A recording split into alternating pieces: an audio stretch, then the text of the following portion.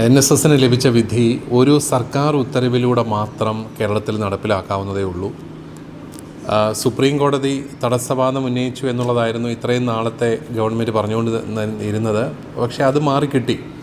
NSSന് ആ വിധി ലഭിച്ചപ്പോൾ അത് മറ്റ് സമാനമായ പ്രശ്നമുള്ള മാനേജ്മെൻറ്റുകൾക്കും നടപ്പിലാക്കാവുന്നതേ ഉള്ളൂ എന്നുള്ള ഒരു നിലപാടായിരുന്നു ഞങ്ങളെന്നും ഉന്നയിച്ചിരുന്നത്. പക്ഷേ അപ്പോഴും നിയമോപദേശം മറിച്ചായിരുന്നു എന്നുള്ള ഒരു ന്യായമാണ് ഗവൺമെൻറ് പറഞ്ഞിരുന്നത്.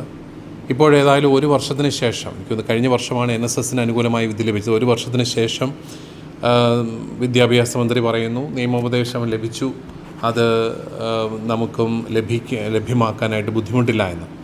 ഇതിൽ നമ്മൾ ശ്രദ്ധിക്കേണ്ടത് 22,000-ഓളം അധ്യാപകർ വർഷങ്ങളായിട്ട് ശരിയായ വേതനം ലഭിക്കാതെ വിഷമിക്കുകയാണ്. അവരുടെ നിയമനങ്ങൾ തടസ്സപ്പെടുന്ന സാഹചര്യം ഉണ്ടാവുകയാണ്.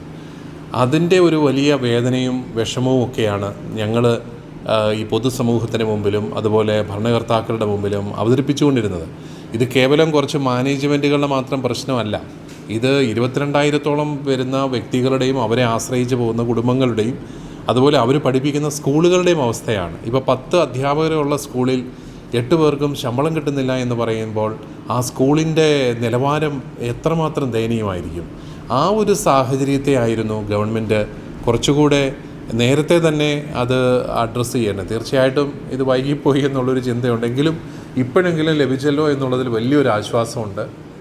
കാരണം ഈ ഗവൺമെൻറ്റിൻ്റെ കാലഘട്ടത്തിൽ തന്നെ അത് നടപ്പിലായി കിട്ടുന്നു എന്നുള്ളത് തികച്ചും ആശ്വാസകരമാണ്. ഞങ്ങൾ വിദ്യാഭ്യാസ മന്ത്രിക്കും മുഖ്യമന്ത്രിക്കും എല്ലാവർക്കും പ്രത്യേകമായിട്ട് നന്ദി പറയുകയാണ്.